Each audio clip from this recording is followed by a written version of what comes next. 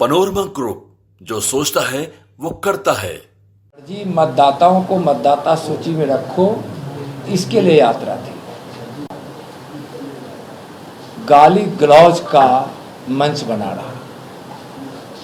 माननीय प्रधानमंत्री जी को बार बार गाली गलौज किया गया, उनके लिए अपशब्दों का प्रयोग किया गया। उससे भी विपक्ष के नेताओं को पेट नहीं भरा तो माननीय प्रधानमंत्री जी के पूजनीय स्वर्गीय माता जी को भी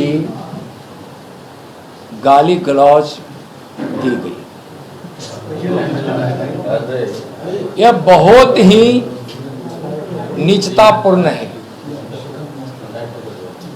और टीएमसी की एक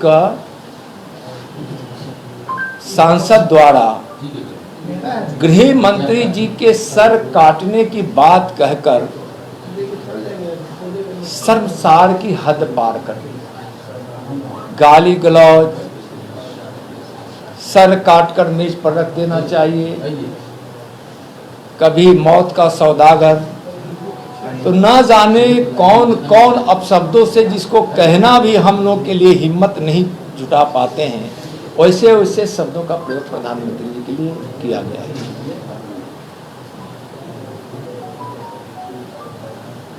प्रधानमंत्री जी के पूजनीय माता जी के विषय में हम सब जानते हैं कि जो एक माताओं में एक आदर्श माता है। ऐसे सभी माता होती है, ममता और महानता की प्रतीक होती है, लेकिन वह गरीब माता जिन्होंने नरेंद्र मोदी जी जैसा एक गरीब के मसीहा को जन्म देकर इस भारत माँ को सुपुर्द की, जो बचपन में अपने बच्चों को पालने के लिए, पेट भरने के लिए दूसरे के घर में बर्तन धोती थी, काम करती थी, पानी भरती थी, वैसे माता को गाली दी गई। उस माता को गाली दी गई जिसने एक ऐसा सपूत इस भारतवर्ष को दिया जिसने देश से 25-30 करोड़ गरीबी रेखा से बाहर लाकर गरीबों को अच्छी जिंदगी अब तक दे चुके हैं और भी इस देश से गरीबी मिटाने का जिन्होंने संकल्प ले रखा है, जिन्होंने भारत के मान, स्वाभिमान और शौर्य को दुनिया के सामने उच्च स्थान दिलाया है, जिसने गरीबों का पेट भरा है, गरीबों को घर दिया है, जिन्होंने गरीबों को आयुष्मान भारत से इलाज कराया है, जिस प्रधानमंत्री जी ने महिलाओं को इज्जत घर शौचालय दिया है, घर घर बिजली दी है, गांव गांव सड़क दी है, मुद्रा लोन से लोगों को रोजगार दिया है, लाखों को नौकरी दी है, जिन्होंने भारतीयता को और भारत के वैभव को स्थापित करने के लिए गुलामी की सारी चिन्हों को मिटाने का संकल्प लिया और मिटाया है, उस प्रधानमंत्री को गाली दिया गया जो विकास के भगीरथ है और गरीबों के मसीहा है। उनकी माता जी को गाली दिया गया। गृह मंत्री जी ने माननीय प्रधानमंत्री श्री नरेंद्र मोदी जी के नेतृत्व में इस देश से संविधान का 370 धारा हटाया, जो आज देश की अखंडता के लिए कितना बड़ा काम किया गया है। जिस प्रधानमंत्री जी ने संकल्प लिया था कि इस देश से हम नक्सलवाद को समाप्त करेंगे, आज वह गृह मंत्री जी ने अपने दृढ़ इच्छा शक्ति के साथ 2026 के मार्च तक इस देश से नक्सलवाद को समाप्त करने का संकल्प लेकर सफलतापूर्वक काम कर रहे हैं, जो सफलता के बहुत नजदीक है। उस गृह मंत्री जी के सर काटने की बात टीएमसी के सांसद के द्वारा, उस गृह मंत्री का सर काटने की बात जिन्होंने इस देश की सीमा को सुरक्षित रखने के लिए दिन रात मेहनत कर रहे हैं, जिस सीमा पर परिंदा भी नहीं पड़ मार सकता है, जिस प्रधानमंत्री जी ने लगातार घुसपैठियों को रोकने की योजनाओं को साकार करने के लिए गृह मंत्री जी को कार्य सौंपा। गृह मंत्री जी ने दिन रात परिश्रम करके सीमाओं पर इतनी अच्छी व्यवस्था की कि आज घुसपैठिए भी घुसने की हिम्मत नहीं करता है। उस गृह मंत्री जी के सर काटने की बात, उस गृह मंत्री जी की सर काटने की बात कर रहे हैं जिसने इस देश के हिंटरलैंड में विस्फोट को बंद कराया, जहां सीरियल बम ब्लास्ट होते थे, सैकड़ों लोग मारे जाते थे उस बम ब्लास्ट में। आज इस हिंटरलैंड में आज एक भी बम ब्लास्ट नहीं हो रहा है, आतंक का सफाया हो रहा है। आज उस गृह मंत्री जी के सर काटने की बात हो रही है, जिस गृह मंत्री जी ने अभी माननीय प्रधानमंत्री जी के संकल्प के सोच के अनुसार जो कानून लाया है सदन में, जिस कानून में कोई जेल से सत्ता नहीं चला सकता है, जो कानून के द्वारा सजा भुगतेगा या फिर एक अवधि तक जिसको बेल नहीं मिलेगा, यानी कि प्रधानमंत्री जी, मुख्यमंत्री जी से लेकर मंत्री तक जिस दायरे में लाकर शुचिता, पारदर्शिता और आदर्श को स्थापित करने के लिए कानून लाए हैं, उस गृह मंत्री जी के सर काटने की बात हो रही है। तो यह क्या है? यह यात्रा घुसपैठियों को संरक्षण देने वाला, गाली गलौज देने वाला और बिहारियों को अपमानित करने वाला यह यात्रा साबित हुआ है।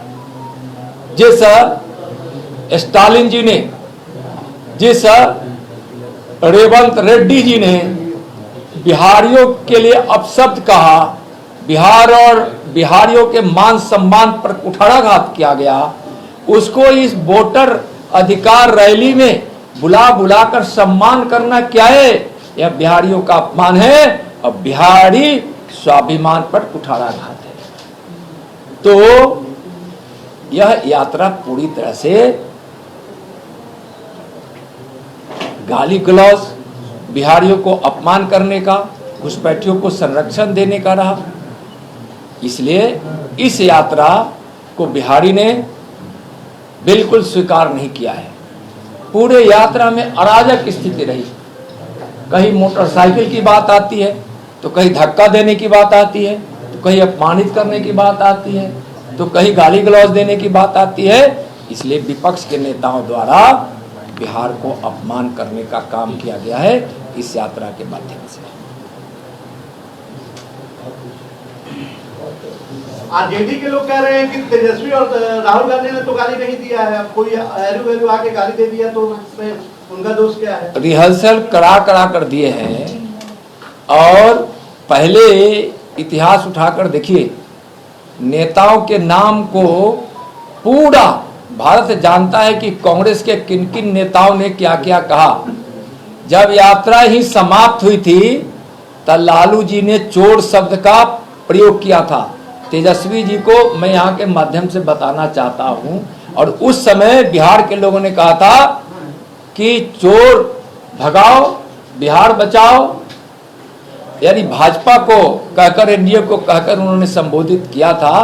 तो बिहार की जनता क्या बोली कि बिहार के लोग ने तो 20 साल पहले ही चारा चोर, अलकतरा चोर, दूध चोर, बाढ़ के दूध का जो घोटाला किया, बर्दी चोर, 20 साल पहले ही जनता तो बिहार से भगा चुकी है चोरों को। अब बिहार में चोर नहीं चाहिए, चारा चोर नहीं चाहिए, जाति उन्माद फैलाने वाला और वर्ग विभेद पैदा करने वाला कोई नेता, कोई पार्टी नहीं चाहिए जो कांग्रेस आरजेडी कम्युनिस्ट है। अखिलेश यादव ने कहा है कि बीजेपी बर्बाद करने वाली पार्टी है, इस्तेमाल करती है, बर्बाद कर देती है जो भी पार्टी है। उन्होंने ये भी कहा कि चीन से जो प्रोडक्ट्स का इस्तेमाल भारत कर रहा है उससे देश में बेरोजगारी बढ़ गई है और धीरे धीरे चीन हम पर कब्जा करेगा। देखिए, स्पष्ट रूप से अखिलेश जी को हम कहना चाहेंगे कि सबको राज्य में और देश में सत्ता इस देश की जनता ने दी है और सबको देखा है।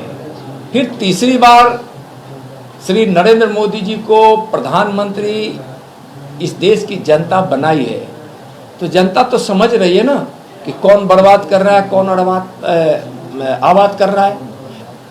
गरीबों को घर सबसे ज़्यादा किसने दिया, शौचालय किसने दिया, एमएसपी किसानों को किसने दिया, किसान सम्मान निधि किसने चलाया, आयुष्मान भारत से इलाज किसका हुआ, मुद्रा लोन से रोजगार किसको दिया गया, गरीबों को घर किसने दिया, गांव गांव सड़क किसने पहुंचाई, घर घर बिजली किसने दी, आज उद्योग को बढ़ावा किसने दिया, आज निर्यात किसने बढ़ाया, ऑपरेशन सिंदूर के माध्यम से आतंकवादियों को सफाया किसने किया।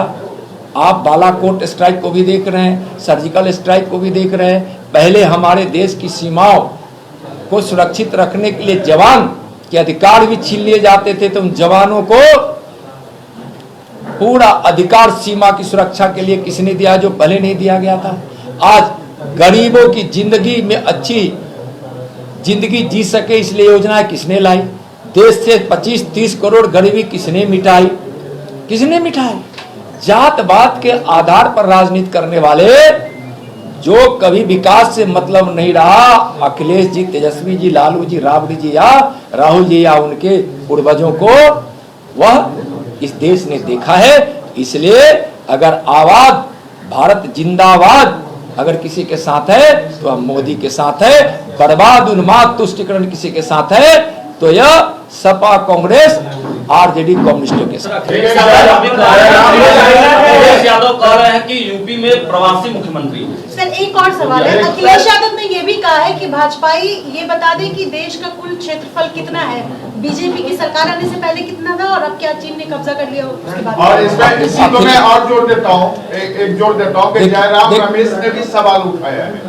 उसने कहा है, जयराम रमेश ने कहा है कि पीएम जो गए हैं चीन में अभी और वहाँ जो शी जिनपिंग से मिल रहे हैं, इनको गलवान घाटी की घटना क्यों नहीं। देखिए, मैं एक चीज स्पष्ट बता रहा हूं कि भारतीय जनता पार्टी ने इस देश की संप्रभुता, इस देश की सीमा की सुरक्षा, लोगों की सुरक्षा माननीय प्रधानमंत्री श्री नरेंद्र मोदी जी के नेतृत्व में इन 14 वर्षों में जितना बेहतर है उतना कभी नहीं था। आज हम इस देश की संप्रभुता के लिए हर तरह से तैयार हैं। हमारी नीति में स्वदेशी है तो स्वदेशी है, देश के हमारे उत्पाद पर और देश की संस्कृति संस्कार पर और अपने महापुरुषों पर, वैभव पर, विरासत पर है तो है भारतीय जनता पार्टी को ही है, नरेंद्र मोदी जी की सरकार को ही है और नरेंद्र मोदी जी को ही है। इसलिए आज देश अपने विरासत को भी वैभव की ओर ले जा रहा है और विवेकानंद की उस भविष्यवाणी को आज पूरा यह देश कर रहा है नरेंद्र मोदी जी के नेतृत्व में। जब विवेकानंद जी से विदेश की यात्रा में किसी ने पूछा था कि आप तो उस देश के सन्यासी हो जो भूखा है, जो बेघर है, जो अशिक्षित है, जो बेबस है, तो विवेकानंद जी ने कहा था कि मैं 21वीं सदी का भारत देख रहा हूं, जिस भारत में न कोई बेघर है, न कोई अशिक्षित है और न कोई बेबस है और न कोई बेघर है। 21वीं सदी है। विवेकानंद जी के बचपन का नाम क्या था? नरेंद्र। और आज दुनिया के सबसे लोकप्रिय नेता, भारत माँ के वीर सपूत, आज गरीबों के मसीहा, विकास के भगीरथ और इस देश के कर्मयोगी प्रधानमंत्री जी का भी नाम है नरेंद्र। एक नरेंद्र ने भविष्यवाणी की थी, उसको दूसरा नरेंद्र पूरा कर रहे हैं। भारत माता की जय।